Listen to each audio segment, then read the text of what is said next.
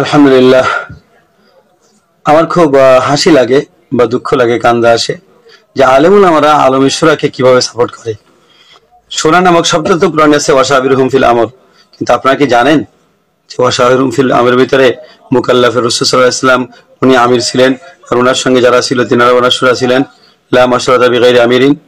আর আপনারা কি জানেন যে আলম সুরা কোথায় তৈরি হয়েছে, কে জন্ম দিতে চেয়েছিল? জন্ম তো হয় নাই, এটা তো প্রস্তাবিত সুরা। এবং জানেন কি যে আলমী সুরা ভিতরে 2015-তে যে সময় নাকি প্রস্তাব করা হয়েছিল, প্রথম নাম হাজী আব্দুল ওয়াহাব সাহেবের, তারপরে মৌলানা সাদ সাহেবের নাম, আর তারপরে জুবাইর সাহেব, রুবেল সাহেবের নামও ছিল, আসিফ সাহেবের নাম ছিল না, পরে আসিফ সাহেবের নামও ঢুকানো হলো।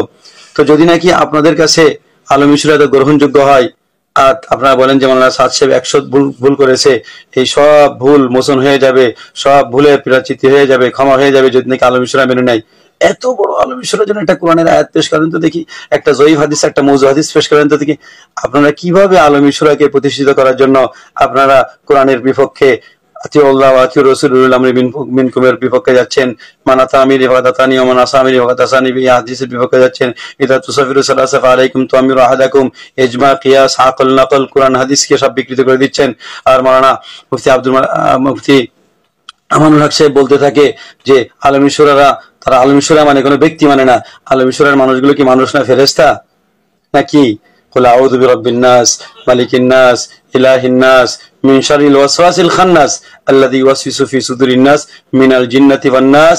মুফতি আমানুল্লাহর হাত থেকে উম্মতকে আল্লাহ হিফাজত করুক।